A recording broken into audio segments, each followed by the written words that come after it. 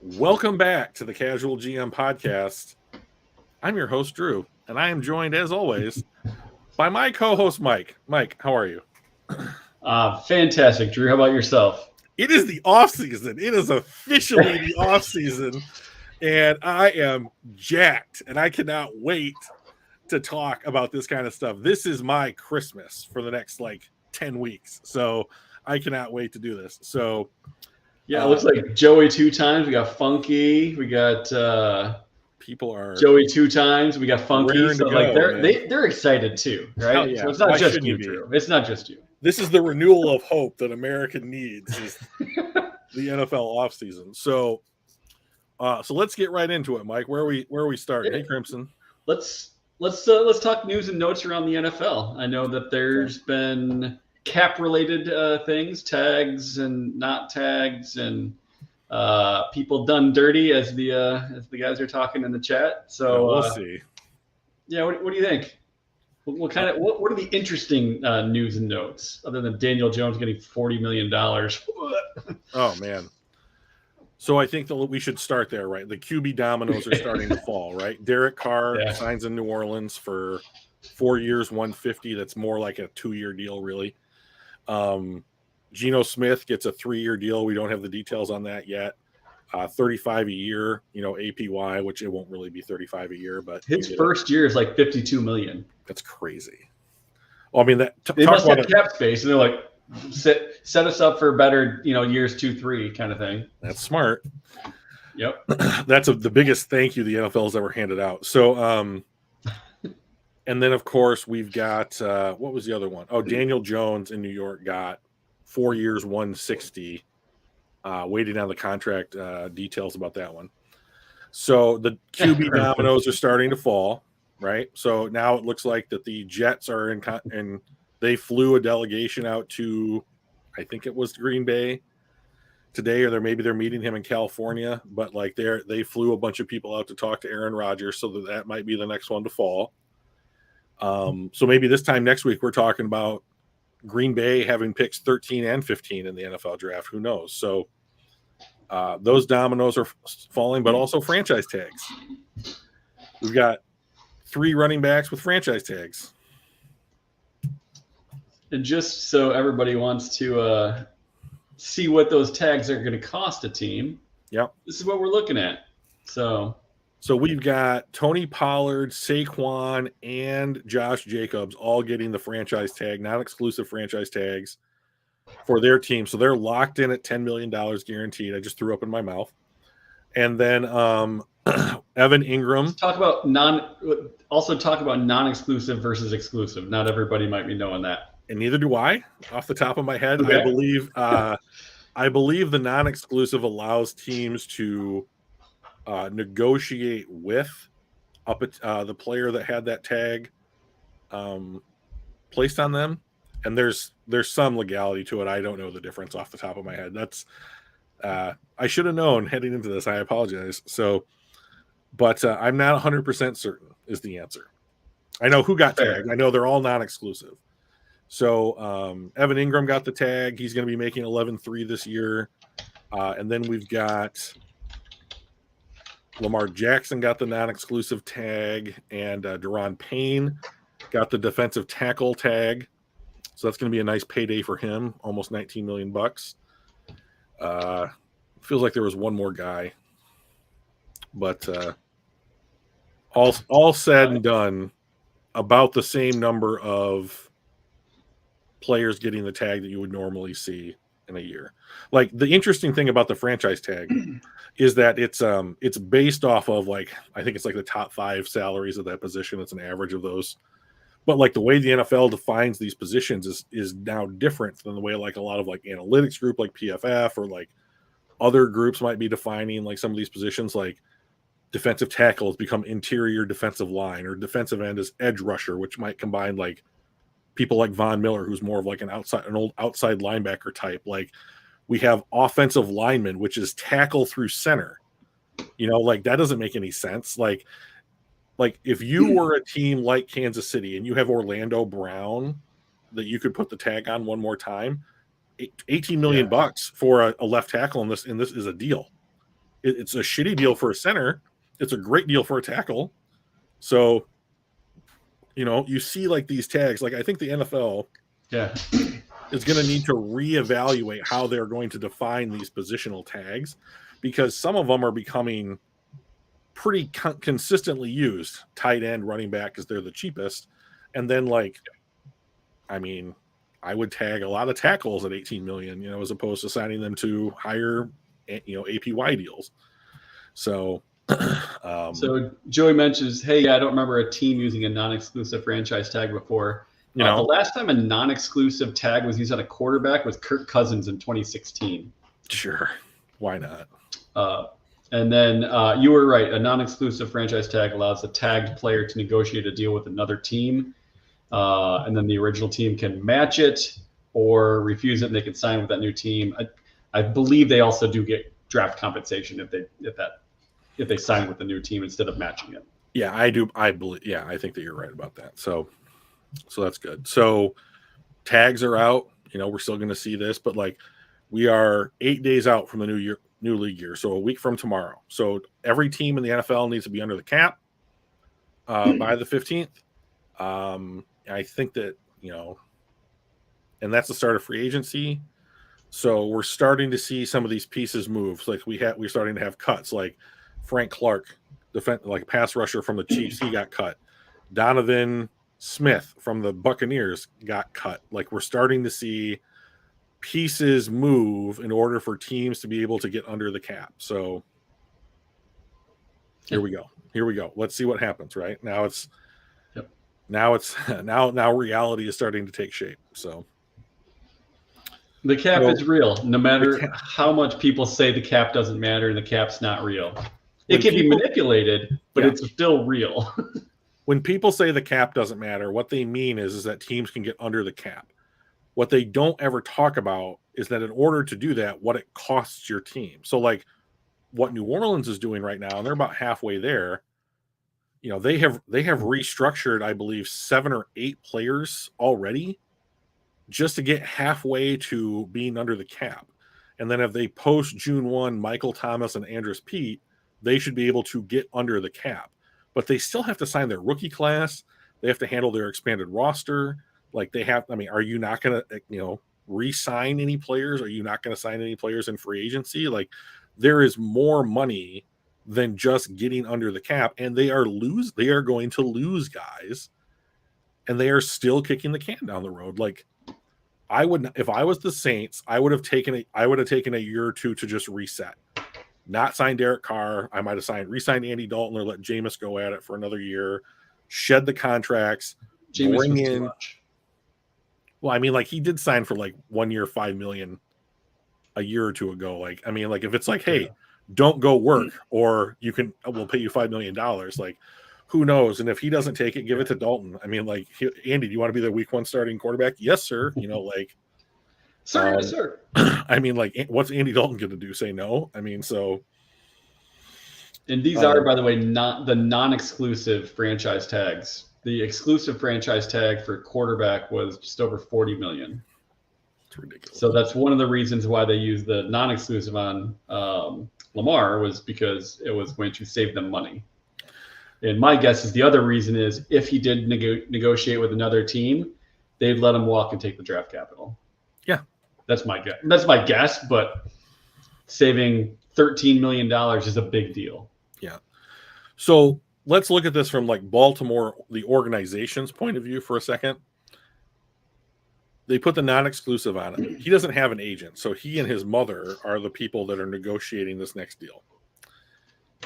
If Baltimore allows someone like Miami or who knows, Tampa Bay to talk to Lamar Jackson and sign him to an extension, and they pick up 2 first-round picks from either of those teams, what they got was 5 years of Lamar Jackson, 1 MVP season for the 32nd pick in the draft, and they're going to get 2 first-round picks back for that.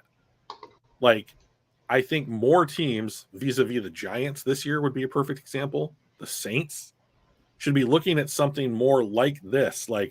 let Daniel Jones hit the open market. Like, save your cap. Like, don't become financially unhealthy in order to just not have the fear of like having to go and replace a Daniel Jones.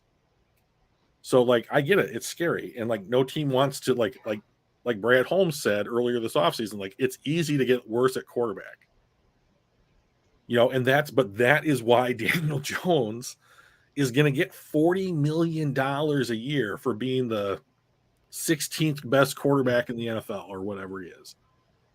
It's because the people fear are of getting worse. Yeah. People are afraid of getting worse at the quarterback. Like, to be honest, I can't think of a worse scenario for the Giants than signing Daniel Jones to $40 million a year and then tagging Saquon for 10. I mean, like, fine. If you guys hate money, that's 25%. That's 25% of your cap in two people, and neither of them are. Saquon's great. Like, he's a very good running back, and he's very good at what he does. But I don't think either of them are difference makers enough to warrant the extra money that they're doing. Yes. Or that they're paying. They're not going to. Either one of them are not going to single-handedly take a team on their back and win a Super Bowl. Yeah, Daniel Jones. Kind of money you pay those kind of guys. Exactly. So Daniel Jones got $40 million a year because he was up next. Yeah. Well, and like Joey mentions, also annoying, Goff will be fine with $30 million a year. Nope. Well, I mean, like, that's just he's not going to take less than 40. He's not going to take less than Daniel Jones. I mean, like, in all honesty, like, if Goff this upcoming season has a year commiserate with what he did this year, and you see Daniel Jones get 40, it's like, well, the cap went up. Joe Burrow, Justin Herbert, these guys are going to sign their extensions. Like, I'm not saying he's going to ask for like Joe Burrow money, but like, I would be like, I feel like I'm in line here with what the NFL has been shown they're willing to pay to do this, which is why you cannot give this guy that much money. It's just nuts. So, any other interesting news and notes before we hit one of our two main topics tonight? I don't think so. Well, let's talk about the other big thing that happened last week between our episodes, the NFL Combine, where everybody gets to play recess and get graded on it. Right? Yes. What did you get to watch much of it? No, and I don't care about that part. I find some of it interesting. I was watching the quarterbacks throwing the long passes and stuff like that, but I didn't get to watch a lot of the shuttle runs and the three cones and all that kind of stuff. But one of the big storylines is Jalen Carter and what he's kind of going through right now. So, I think that is in reference to the fact that Kalisha Cansey measured at 6'1". So my mistake. I was wrong. Oh, yes. I love that he's holding us accountable. When I say us, I mean you. Right. Yeah. It would be different if it was your hat. So, yeah. Oh, that's too funny. He has not eaten the hat yet. I'll make a cupcake and a hat shape for you, Drew. Yeah. So, let's talk Jalen Carter, though. Hyperbole. So, Jalen Carter. So, apparently back in, I think it was January, there was an incident where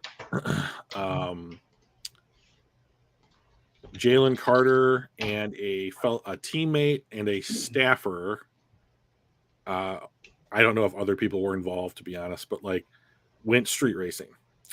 And in the process of that incident, a teammate and a staffer got in a car accident and died. I believe, and I could be wrong, that Jalen Carter fled the scene and lied to police about what he was doing. Okay.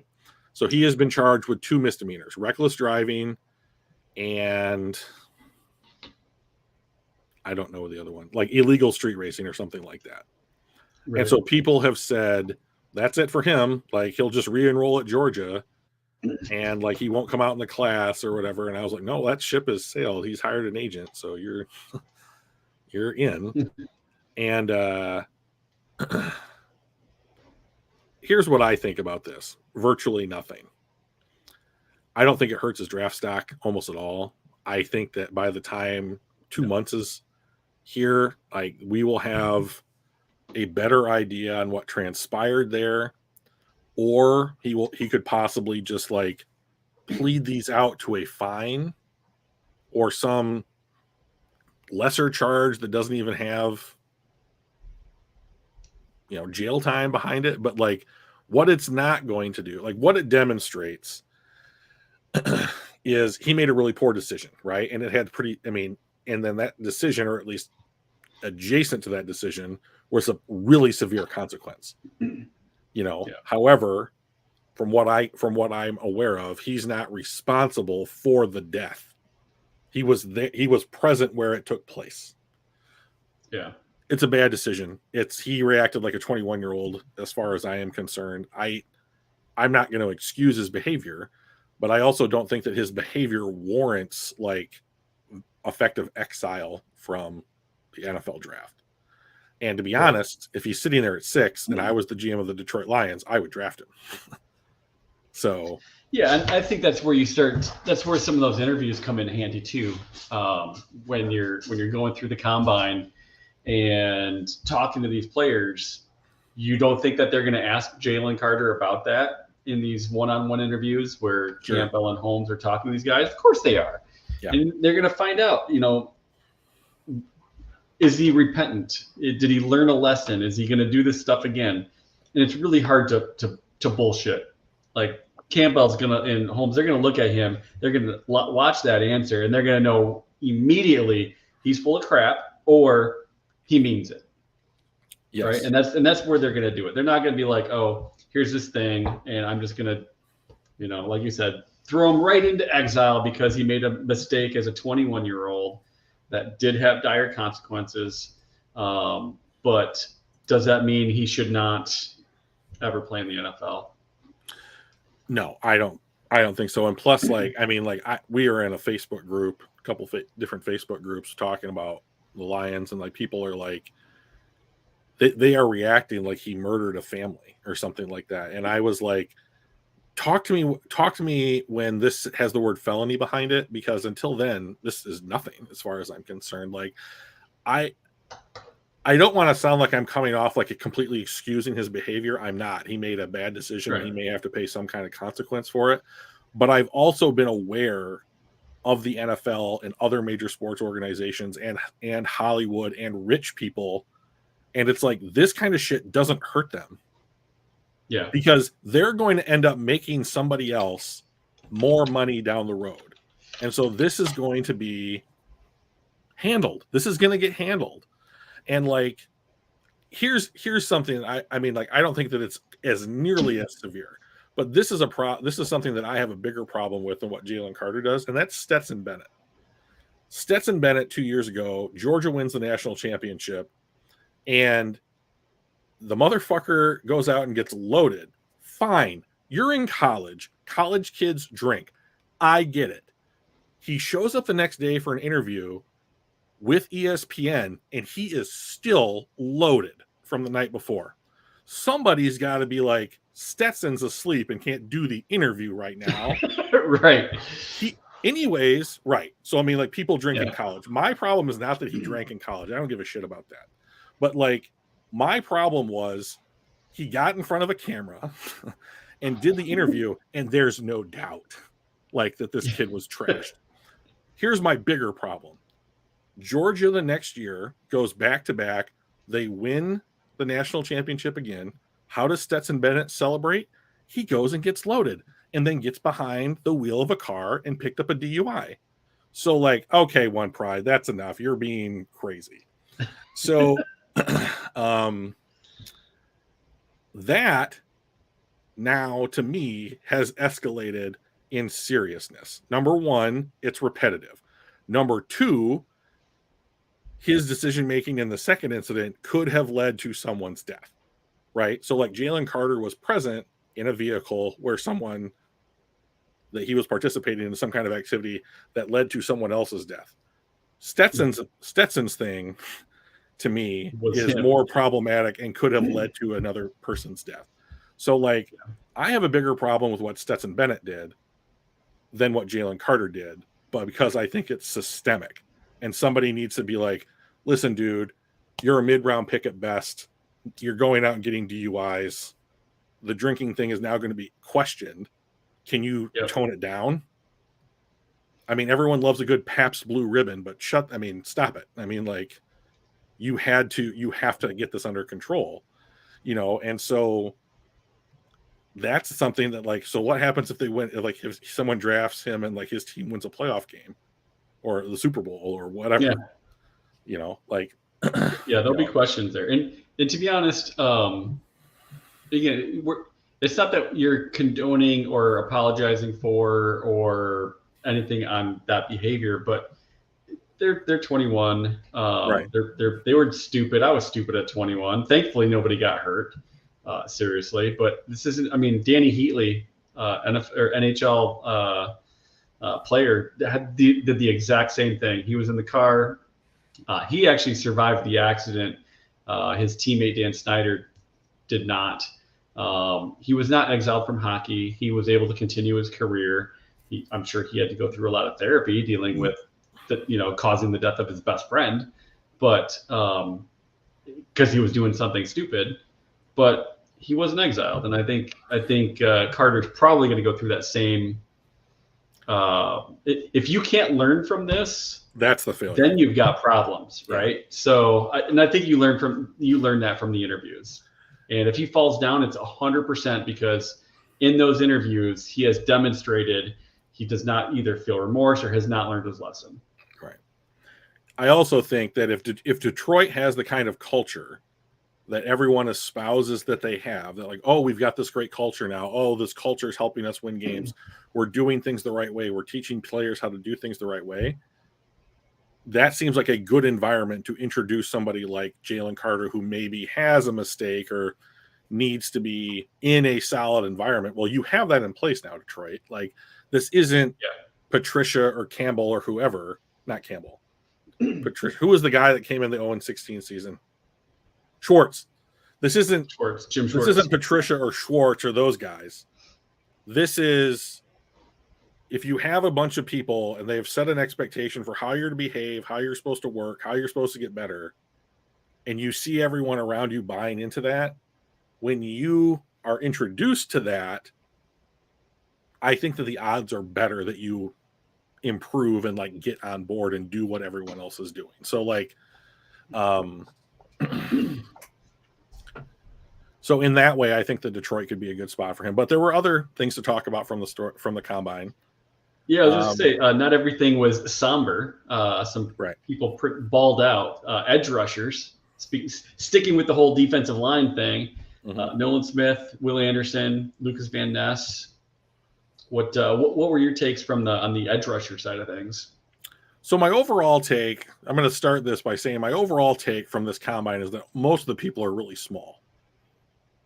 But like it's like the draft class of midgets. So like it's the players who adhere to a more traditional size, weight, speed profile, I think are going to get overdrafted. And so like guys like Lucas Van Ness, who tested out quite well, but didn't even start at Iowa. Like guys like Nolan Smith, who are the absolute kind of athlete that you're looking for, but don't have the production on their like stat lines in order to say like, oh, look at this translates to production in the NFL. You are taking them on the same kind of like thought process that like got Trayvon Walker drafted number 1 last year, which is like, this guy's a physical freak. You can't teach that. We're going to teach him how to play the game of football our way, and the production's going to follow it once he starts doing those things, right? So, stop it, Crimson. Everyone wanted me to get this hat. I was never going to eat it. So, So, like, when it comes to pass rushers, like, I think that Will Anderson's kind of getting forgotten about here. Which is crazy. Which is insane because the dude is really good. But, like, let everybody forget about him. Let him fall to us. We won't. Oh, the quarterbacks. Ooh, Nolan Smith ran a 4.39. That's awesome. Like, congratulations. That's really impressive. But, you know, if this narrative, like, machine that keeps going around the combine, around the offseason, around free agency, around the draft, puts a Jalen Carter or puts a Will Anderson in reach of the Detroit Lions, hooray. Like, best case scenario. Best case scenario. So, me personally, I'm not on the Lucas Van Ness train. I think he's a nice player. I just am not interested in that particular guy. I think Nolan Smith is going to make a really interesting kind of player. I just don't know what kind yet. Kind of like he's got all the tools to do something, but what is it? I don't know. Is it rushing the passer? Maybe. Is it just being an athletic playmaker that's going to be around the ball? Okay. You know, he'll probably end up playing slot corner. I mean, we talked about that. So, like, yeah, you know, who knows? That was a joke. But yeah, thank you. Pity laughs are still laughs. Yeah. So yeah, exactly. You know, but like I think that what you see here is the lack of like a traditional pass rusher outside of Will Anderson. So like guys like Miles Murphy, Lucas Van Ness, Adebaware from Northwestern, they are all Tyree. So he's the closest. Yeah. So like 275, super athletic. It's unfortunate the Lions can't draft him because he broke his foot. And as we know, fans will not accept a player to be drafted who has an injury in college. So unfortunately, per the fans, he's off the board, as are 79% of the other players in this class. So I think it's a little strange. But I think that the Lions are going to have 7-8 guys that they could conceivably draft at 6, depending on whether or not they're there on the board. So it's going to be really interesting. So before switching over to the offensive, well, actually, as we switch to the offensive side of the ball, who wants to see Drew drool and go crazy? This dude is Darnell Washington catch. Come on. This. Whoa. Come on. Look Jesus at that. Christ. That's ridiculous. I have such a crush on this guy. I have just such a prospect crush on this guy. Just not even fair. How can anyone look at that player and not be like, this is a great addition to our team? Here's the thing I never understood about Darnell Washington. How closely he resembles Mercedes Lewis. I had no idea Mercedes Lewis was that size. I've watched Mercedes Lewis plays for years. I didn't notice that. But like he's enormous too. That's Darnell Washington. Are you serious? Come on, man. Yeah. Tight end from Georgia. So oh my God. We talk. Oh my gosh. Art. If this was the Middle Ages, people would make paintings of that. So I mean, could you not see a marble statue, pause it like right there? Come on. Right. I mean, there, like he would be in the Louvre. I mean, it's just it's majestic. Look at that guy. And that the other tight end sitting there going, dude, I can't even. How did you do that? He's just ridiculous. I remember during I was over at your house watching the college football playoff, and we were watching Georgia Ohio State, and I was just like, look at him, He makes other amazing athletes look like little kids when you stand out there next to him. Like he's just ridiculous. I absolutely love him. I want him to be on my team. I just don't want to spend a second round pick. I don't want to spend the first second round pick on him, but you'll have to, like you have to. So I think he's fantastic. So speaking of athletic anomalies and special athletic people, Anthony Richardson had himself a day. Oh my God. So you and I were talking before the show. It was expected that he was going to test well. Yeah. Everybody knew he was an athletic freak. Yeah. Right? I don't think anybody was like, this guy has tested better than anyone at the position ever. That's pretty crazy. Yeah. So 5 out of 5 exceeds expectations. 100% exceeds expectations. And like when you have high expectations for how someone's going to test and they exceed that, then you get this hype that we're experiencing now with Anthony Richardson. So of course now it's like, well, the Lions should take Richardson at 6 if he's there. Okay, sure. There's a case to be made. Be happy with that. You know, like Detroit's in a good position with their roster. They could take a player like Anthony Richardson. They have an established quarterback that you don't necessarily need to rush Anthony Richardson out onto the field. You know, they're an ascending team, right? Like, and who knows when Detroit's going to be in this position again, where they're going to be able to take a player approaching this talent level. My only problem with Anthony Richardson is that he doesn't seem to understand how to play the position of quarterback. Like, his mechanics are trash. Like, he has very poor footwork. He pats the ball before he throws, which just delays everything like another heartbeat. He only throws if he was a baseball player and a pitcher, he'd only have fastballs. So like if you need to do so someone asked him at the combine, is like, hey, how come you never like, you know, throw the ball with an arc or like any kind of touch? And he was like, hey, I'm gonna get them the ball. Like they gotta catch it, you know, like, and so like Brett Favre was notorious for breaking the fingers of like Donald Driver. And like I remember looking like at a picture that Donald Driver had of his fingers, and they just looked like someone hit him with hammers. I mean, it was gross, you know, and it's from Brett Favre throwing missiles to Donald Driver for 8-9 years or whatever. And like Calvin Johnson has said the same thing about Matthew Stafford. It's like the guy throws a missile. And like that is what Anthony Richardson does. He throws a missile, you know.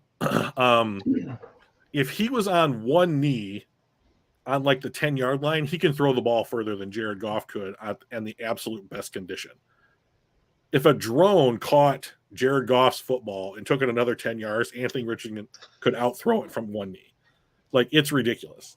Like, the dude just has an absolute cannon. But, you know, making the right decisions, understanding coverages, knowing where his accuracy is absolutely atrocious.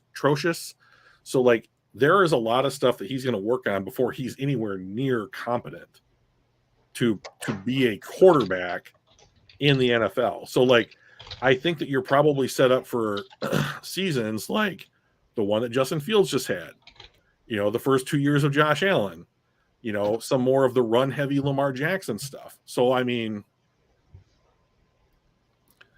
are you okay with that if the guy's also going to run for 800 yards a season? So right. He's a matchup nightmare. Like there is a very big pros column and there's a very big cons column. And like the team that's going to take him is just going to have to be confident that they are going to be able to correct enough of the cons to make his upside what we're all hoping it will be. Like if there is a quarterback in this class that reaches his full ceiling, Anthony Richards' ceiling is higher than any other quarterbacks in this particular class. Whether or not he can get there is the like job-saving question. Yeah. So is he going to be a Mahomes or is he a Jamarcus Russell? And right now you don't really know where he could be either of those, right? He might be. Do you really want to risk your job on someone that could end up being a Jamarcus Russell? Right. So, I mean, like, I don't think Jamarcus Russell's problem was that he didn't want to work. And like, I will give Anthony Richardson credit. He came out, he did the drills. He came out, he threw the ball, you know, like, and he put himself, I mean, like CJ Stroud didn't do all the drills. He threw the ball and he looked really pretty doing it, you know, but everyone knew that was what he was best at. Like, I'll give Anthony Richardson credit. Like, he came out and was like, I'm going to do everything, you know, and like, he seems like an incredibly confident guy. Like he has a lot of the stuff that I think people look for when it comes to being a quarterback: competitiveness, confidence, leadership, athletic ability. That's all to the good. Should the Detroit Lions use the number 6 overall pick on him? I don't know. What would happen if Christian Gonzalez, Jalen Carter, and Anthony Richardson are all on the board at 6. And you've got teams calling you on the phone being like, well, we'd like to get in on some of that action depending on who you're talking about. What do you do? All 3 of those were available. I mean, well, Christian Gonzalez and get whoever's left. Yeah, I mean, like there's you drop back 2 and take whoever's left of those guys. Right. I mean, win-win. That might be the best scenario, right? So, yeah. So Bryce Young and Stroud had. I don't think either of them did all the drills, but I know they did the throwing. Bryce Young did. They're saving some of that. Oh, didn't he? I thought he did some of the throwing. He did interviews. He didn't do anything else. Oh, okay, but I know they were saving that for pro day, right? Yeah. Yeah. And but, Alabama usually. Yeah, Alabama usually does their pro day pretty quickly after the combine. Yeah. So Richardson has nothing to lose by doing a combine thing. He has everything to gain. What I thought he accomplished at the combine was, before the combine, there were 3 quarterbacks that were being discussed in the top 5 in some combination. I don't know that he put himself ahead of any of those 3. But I think he put himself in the conversation in the same area of the draft. Yeah. So where there were 3 choices, I now believe there are 4 choices. Where any one of those guys goes, I think is like throwing a deck of cards in the air, right? Like we're just going to see how it all falls down. But like it works. It's good for Detroit. It's good for Detroit that he's added another selection there. So I'm happy about him. AR-15. The good doctor is going to be a little disappointed in the last half of our show. Yeah, that's going to be a bummer. So I hope he sticks with us. So, yes. Well, that seems like a good segue. Well, one last thing: cornerbacks. Sure. Yeah, tons of depth. Lots of good guys. Some of those guys completely balled out too. Yeah. So. Christian Gonzalez end up at, right?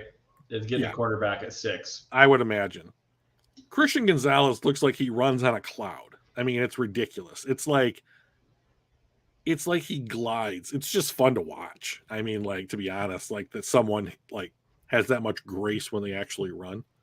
But I am 50-50 on like if the conversation comes down in the Detroit draft room, Witherspoon or Gonzalez, either one's fine. I don't care. I am as happy as I would guess Gonzalez, because Holmes and Campbell both said that like they are going into this class looking for athletes, and Christian Gonzalez fits the profiles of defensive backs that they have brought in the 2 years that they've been on staff more closely than Devin Witherspoon. However, if you're looking for the mentality and attitude that the locker room seems to want to represent, then I think that Witherspoon's the pick. So if I am curious to see what will win out if cornerback is the pick. Is it mentality or is it athletic profile? Because I don't think that you can go wrong with either guy. So I don't really care. But I am curious to see where those chips fall, because I think cornerback's probably going to be the choice. Not running back. Not running back. Yeah. That does though lead us to the kind of the other half of the segment today. To Bijan or not to Bijan? A look at first round running backs. Yeah. So what I did was I went back to the start of the CBA. Mike, could you make that a bit bigger, please? Bit bigger? That's not big enough? Well, I mean, they have to look at our faces too. Yes, Joey Porter is still in the discussion. But like, let's just make. Do they just have to look at our faces? No. Okay, so here we go. Oh, that's not bad. No, we'll do this. All right, and then we'll hide the little title there. I just thought it was fun to be. Please enjoy our disembodied voices. So we immediately lose like 5 people watching the chat. So I went back. For your beard. I went back and I looked at every first round running back taken since this new CBA came into agreement. And so you have 16 guys. There were no running backs drafted in the first round in 2013, 14, or 22. And so we've listed out the 16 players that were taken in the first round as running backs, that's fine. We can just work with this. And so they're listed by year. I wanted to see who took them, where they were taken, how many games they played, and the number of games they played with the teams that drafted them. Games they missed, you've added a percentage of games missed. That's interesting. And then the years that they were with that team and whether or not they got a second contract with the team that drafted them. So with that being said, Mike, take it away. Yeah, I mean, well, you did all the hard work here, but the interesting things to me are things like, all right, what is the average pick? If someone was going to go in the first round, what's the average pick? It's around, as it turns out, 18. It's slightly closer to 19, but hey, it's interesting nonetheless. The other thing that I find really interesting is the average number of games played by a first round pick, 66.94. So 67 games out of a possible 65. So these are total games, not with the team that picked them, which is why there's 66, almost 67 total games on average, 65 with that team. So that's essentially first round pick. If you were traded, you're playing games elsewhere. So you can see like Mark Ingram. He got traded after his 96th game, so he ended up having a fairly long career. The number of games missed is really where it starts making things sketchy. Why are we taking a first round pick at a position that averages an entire season being missed? Are you willing to do that with a first round pick? You're missing 27% of your games, and you're missing it's about 17 over the course of a contract. You're on average around four years with the team, so that you're not even quite getting to that 5th-year contract or 5th-year extension and a re-sign. So to me, I don't see a lot of value in taking a running back if you're not Barry Sanders. And Bijan Robinson is a great running back. He's definitely a skilled player, but do I want to take somebody where he's likely to miss a good chunk of games over the course of his rookie contract? When we look at the number of teams that actually signed that running back to a second contract, it's about half. Barkley just got the franchise tag. Josh Jacobs just got the franchise tag. Are they doing that because that's the cheapest way to get him and they don't want to actually offer him a second contract? Probably. Honestly, if you're getting a franchise tag, it's just not looking good for the fact that you're going to get a second contract with that team. It usually does not go that route. So that would just put 2 more in the no position. Clyde Edwards-Helaire, they drafted another running back. I started using him. There's just not a lot of compelling argument that any one of these guys turns a team into a Super Bowl contender because he's there. Right, exactly. So like when I was doing this and I was thinking to myself, like, think about the guys in the NFL right now that are near the top of their position when it comes to like whether it's talent or like workload or that kind of stuff. Like you don't see the names Derrick Henry, you don't see the names Jonathan Taylor, on this list, and like we see players like Deebo Samuel like splitting time between wide receiver and running back. Like we saw Amon-Ra St. Brown being experimented with by Ben Johnson, taking, well, maybe not snaps, but like handoffs or whatever, but like getting the ball in the backfield and getting the ball into his hands, right? So like, and like Christian McCaffrey, who I would argue is near the top of this list, is like what it looks like for a player to work out is someone said he's the San Francisco 49ers number 1 running option, and he's their number 3 pass receiving option. arguably. So it's like Yep. he has multiple I cannot think of the word. That's so embarrassing. Versatility. Thank you, brain. He's very versatile, right? So like when I'm looking at this list and I'm trying to think, like, if I'm going to war with a guy, like, which of these guys is putting a team over the top? Because I don't see it. And like we had found a tweet by somebody that's like, over the last 10 years, like what the Super Bowl winning team has spent at the running back position for the guy that had the most yards for them at running back in the Super Bowl or whatever. And it's like approximately $2 million. Yeah, it like maxed out at $2 million. 1.5 and 2. Right. So like you're paying all these guys that. I mean, before they even take a snap. And it's like most of those guys were under $1 million. And so when I look at this list and I'm like,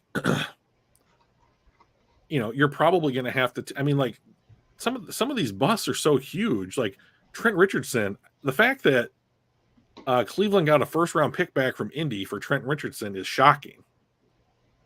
But they managed to get a 1 back for him after like 14 games. So yeah, here's that list. So going back to 2009, so a couple years prior to the collective bargaining agreement, like 2.5 for Percy Harvin, who's really a wide receiver. Like Leonard Fournette, who's getting cut at his own request this offseason, made $2 million for the Bucs 2 years ago. $480,000, Sony Michel. Like LeGarrette Blount, $900,000. Blunt again, Blunt again. Like Ray Rice, Ahmad Bradshaw. They're like, you're just like, teams who are winning the Super Bowl are not going all in on high-priced running backs.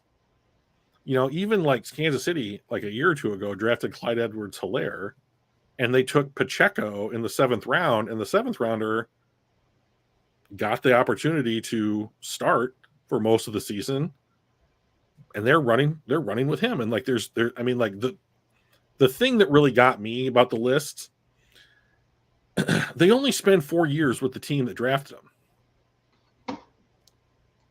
Yep. They spend 4 years with the team that took them. Why am I?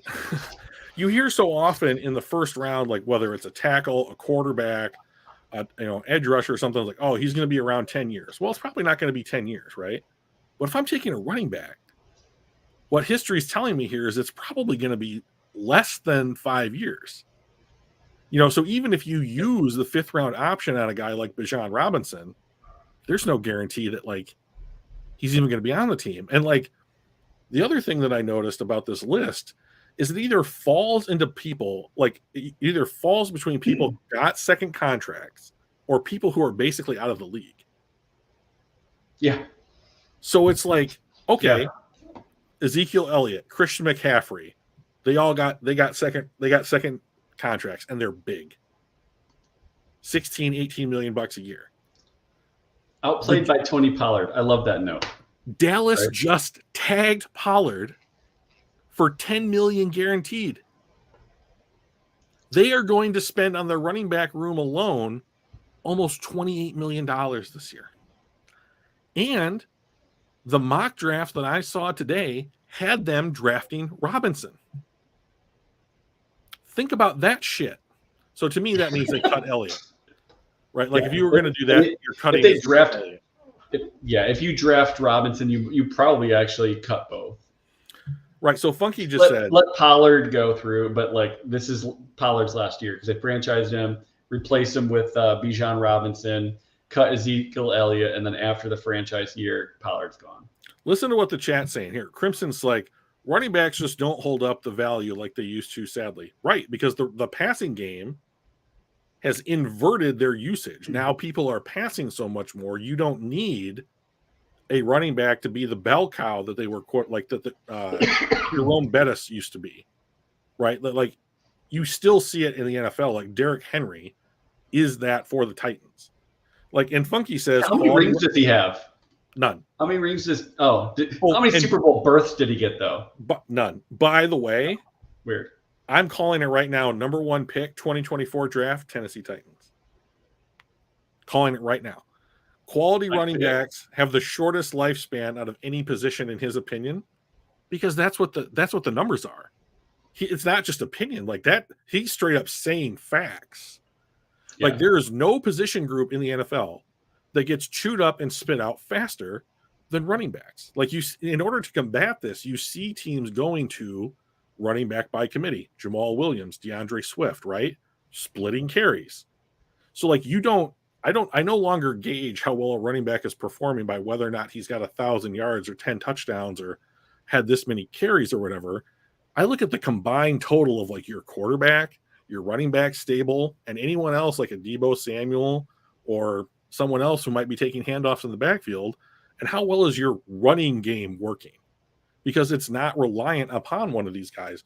So why invest a premium draft asset into the shortest lifespan position in the NFL and guarantee them worst money? Health issues. Right. Health and injury. I like Bijan Robinson. He's going to help some team. Whatever team that Bijan Robinson ends up on, he's going to help that team. I have zero doubt about that. For 4 years. In a second, take him. Right. But if he doesn't, let somebody else do this. Right. So like when go ahead. When I think about this process, and I'm like, okay, Cincinnati, you have this huge problem with Joe Mixon over the weekend. Okay, Dallas. Okay, Philly. Okay, Buffalo or whatever, or some team that has the luxury of taking a player like Bijan Robinson, a team with their franchise quarterback in set, a team with their roster, like their salary cap just absolutely flush and ready to take on a player like this. Okay, you have an argument. The Detroit Lions don't have those things. In my opinion, their cap is almost set.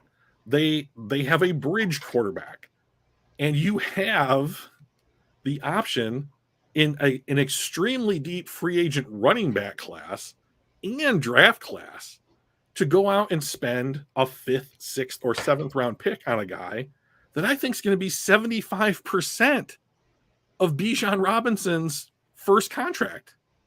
You're telling me that you couldn't pick up Sean Tucker in round 5 or Deuce Vaughn or Mohamed Ibrahim from Minnesota and have those guys not do what the Lions require them to do? The opportunity cost of drafting a running back in the first round is so unbelievably high that I don't think any team should consider it. Like, you and I were talking earlier in the week, and I was like, I draft Adrian Peterson at 18, but Bijan Robinson is not Adrian Peterson. Even then, I'm not sure I would, to be honest. And this is why. The Detroit Lions last year had 23 rush. The running back room scored 23 rushing touchdowns. By any measure, that's great. Now, granted, 17 of them came from one player, which is Jamal Williams, and we're in progress of bringing him back. And that's 17 is an absurd number for one player. Totally get it. It's not realistic to expect him to do 17 again. Barry Sanders did 16, right? So like that's a special season. But at the same time, if we've got 23 touchdowns in our running back room right now, and that's with Swift not being healthy, and granted, we don't know if he's going to be healthy this next year. If we draft Bijan Robinson, does that number go up anymore? Probably not. Maybe a touchdown or two, but do I really want to spend the number 18 overall pick to increase our running back touchdowns from 23 last year to 25? Like a 1/12th increase in productivity? No, I don't. I really don't. And even then, you're starting to put our identity is on the run game. That literally has not worked for anybody. It's not working for the Tennessee Titans. It's not working for Derrick Henry. It's not working for who is being shopped in trade offers right now, by the way. Yeah. It's not working for the Colts and Jonathan Taylor. It's not working for Ezekiel Elliott and the Cowboys. Like, being a run first team and that being the key to your offense is just not the way that you win in the NFL. Right. And I don't want to spend the number 18 overall pick putting myself in a position, or I should say not putting myself in a position to greatly increase the production in a particular position group. And I think drafting running back there does not help us. It gives us 8% increase in the running game, and that's not what the 18s should do. Yeah. And so like we're getting kind of close to the 1 hour window here, so we're gonna wrap up pretty quickly, but we can go over a little bit because Mark said, "Hey guys, I came 15 minutes late. Can you go 15 minutes long?" Yeah, we talked about so we can helping go a couple Mark minutes out. long. Okay, we'll talk. So if Mark wants us to, yeah, he bought us a little time. Okay, cool. But like I look at this, and then I look at the guys that were taken in the second round, guys that are taken in the third round. Like when I look at like what Super Bowl winning teams are paying at the running back position for their lead running backs, I think to myself, this is a narrative that needs to be busted, right? So this is like our second Mythbuster episode, right? Is that the narrative of drafting a running back in the first round is a byproduct of a style of play that is no longer prevalent in the NFL. So if you were talking about the way the NFL teams ran their offenses 10, 15 years ago, Bijan Robinson is a first round pick. If you are talking about the modern NFL and the way that money works and the way that the NFL is demonstrating how they value different position groups, you cannot draft Bijan Robinson at 18. If another team does it, fine. I am sure that he will be a good player for them, but the opportunity cost of missing out on, say, Brian Branch, or who knows, it's possible Quentin Johnson might be there at 18. We don't know how the draft is going to play out. We think we know. We think we have an idea. I'd be shocked if he's there at 18. But like he's only 6'2", he's not 6'4". So yeah, but I'd be so pumped. Yeah, I know. But like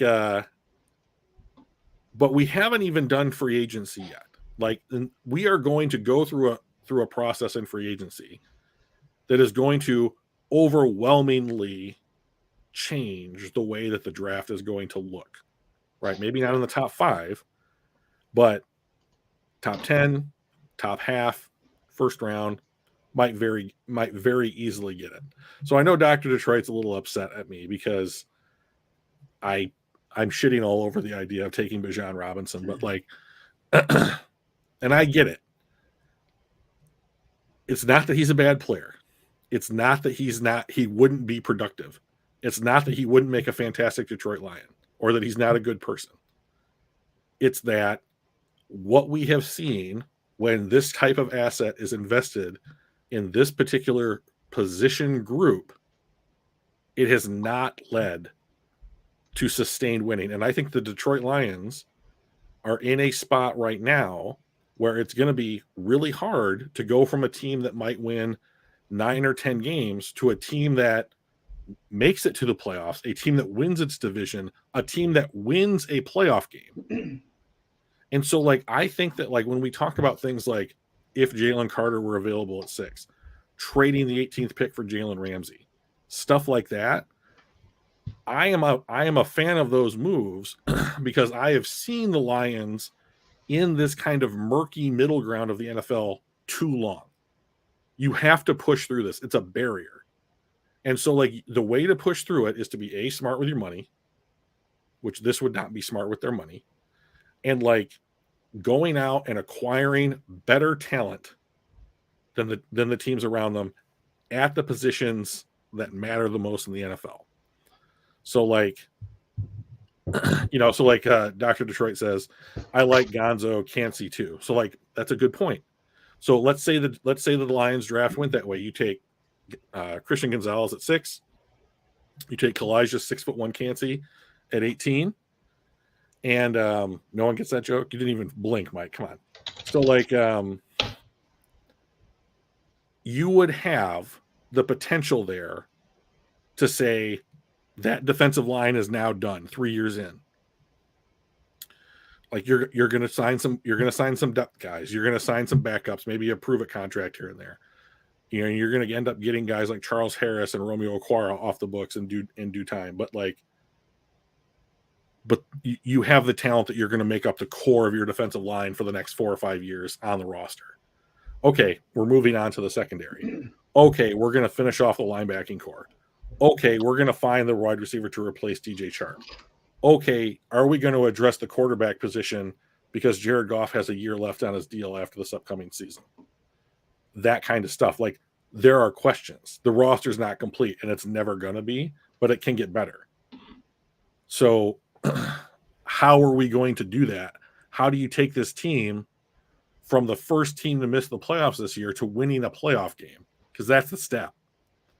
Yeah. If this front office and coaching staff wins a playoff game for the first time in 30 years in Detroit, they're all in line for extensions. So, you know, Dan Campbell right now has the best odds to win Coach of the Year next year. Detroit is favored to win the North, you know, per like that whatever betting book had that number out there. But like, you're right here. Don't stop, you know, and like, as far as I'm concerned, and spending a first round pick on a running back is taking your foot off the gas. That's a team that's ready to make a playoff push. That's the move that team makes. That's not Detroit. Talk to me in a year or two. I'll still say no, but like we have the conversation. Yeah, that's the team that when that's the position that nudges you over the top. Right. We've got a great running back. We have a great running position group right now. I say great. I mean, it's very good. 23 touchdowns is nothing to sneeze at. That's not a position that we need help on. People seem to forget how good DeAndre Swift was the first 4 or 5 games of the season. The guy was electric. Yeah. You know, and like he is a fun scapegoat for everybody to mess around with because he's hurt or whatever. He averages like 13 games a season. That's not terrible. You know, that's 80% of the games played. Like, it's right in line with what we see a first round pick. And he was a high second round pick. You know, like he is also a receiving option. Like, talk to Jared Goff about how much DeAndre Swift has bailed him out of certain situations. That's why we call him Captain Checkdown, you know, because he loves throwing to DeAndre Swift out of the backfield. But that Swift's touchdown earlier to me is the Goff year in a nutshell. I had great numbers. Look at, threw a 25-yard touchdown pass to DeAndre Swift. Well, it was behind him, and he had to dive backwards, catch it, fall on the ground, not get touched, get up and scamper 25 yards for a touchdown. But it goes as a 25-yard touchdown pass. He bailed out a lot. Why are we acting like Holmes has the same draft IQ as Millen? I have faith in our front office these days. I don't know that anybody's doing that. I mean, we're not. I mean, like, I think that Brad Holmes, if anything, is being too unfairly criticized for the good job that he has actually done thus far in 2 years. And for the couple misses that he has, right? I don't know that they are misses. I mean, like, to be honest, like, I mean, I think if you're going to adhere to like a logical approach, like you have to wait 3 years on any draft pick to understand who he's going to be in the NFL. None of the guys that Holmes have drafted are in year 3 yet. The only one that I think that you can really harp on is the Onwuzurike pick, and I think that every GM in the league is going to take risks. You know, like you have to. Yeah, I mean, like no GM hits on 100% of the players. That's ridiculous. So, like, I think that sometimes Lions fans, because Holmes has been so good, they expect him to be good all the time, which is stupid. But like, the fact that he has as few misses, quote unquote misses, on his resume so far as the GM of the Detroit Lions, he is so far ahead of the curve as to like most of the GMs out there.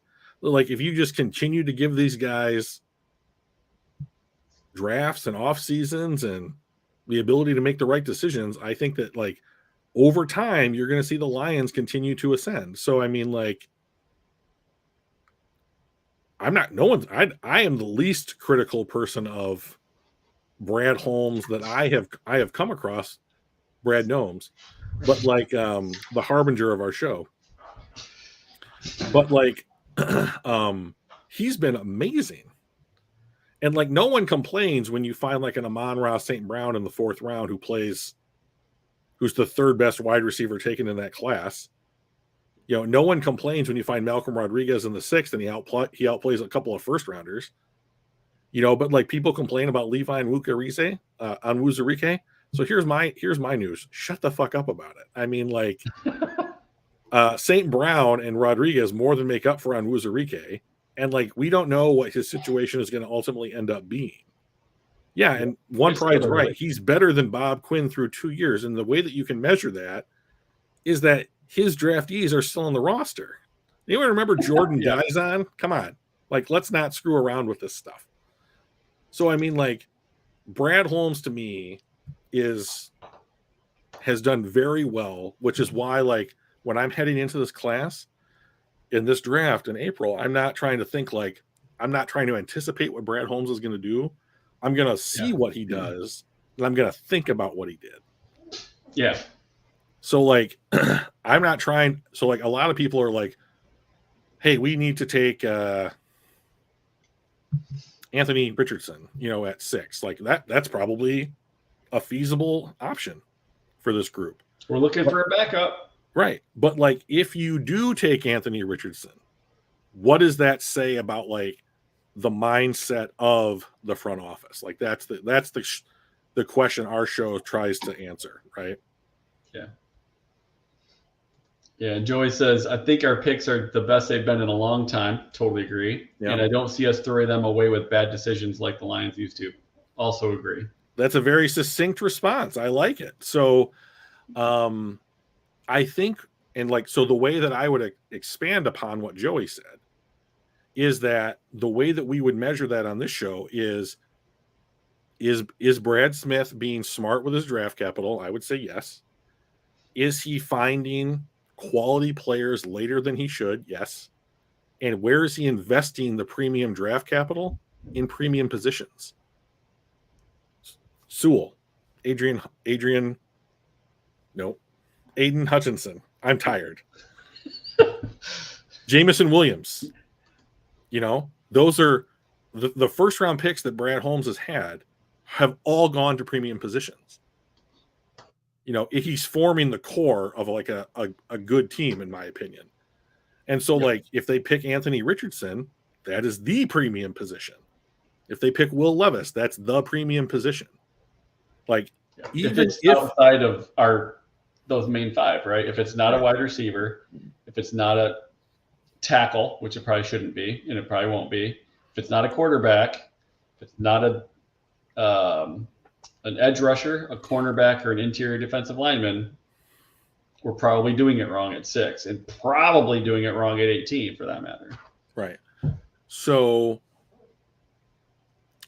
you know, to me, like, as long as those picks are continued to be invested in these positions, even if they don't work out, you're putting the best resources in the best place.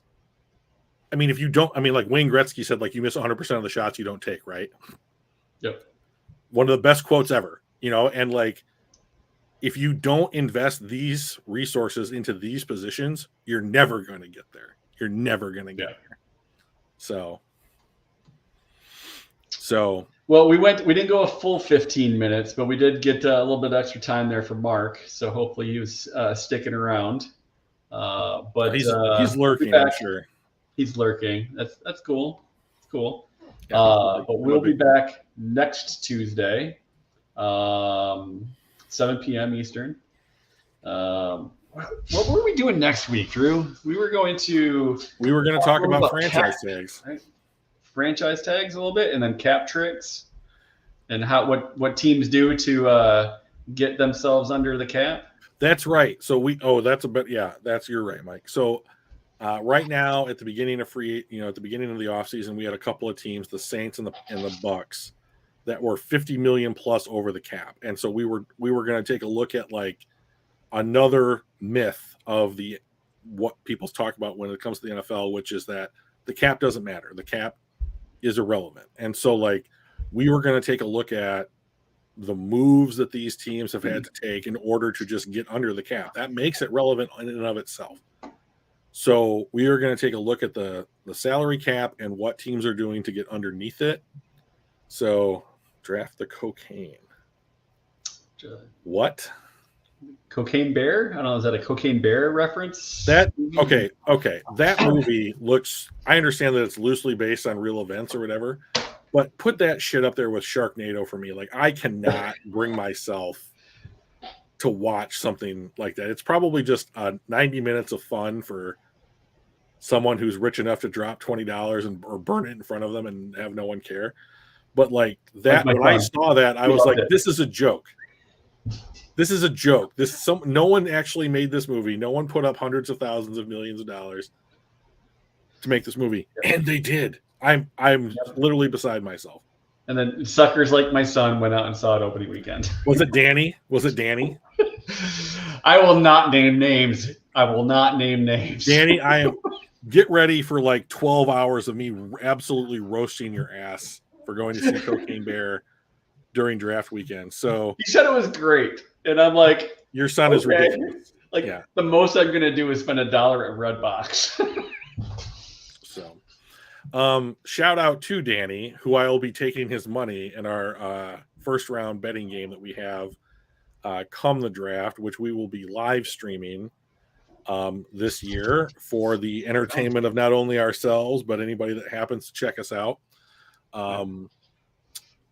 Detroit has the 6th pick, so it's only going to be 5 hours into the draft, right? So roughly an hour a pick, and it seems like at times. So, but that's our show. We are posting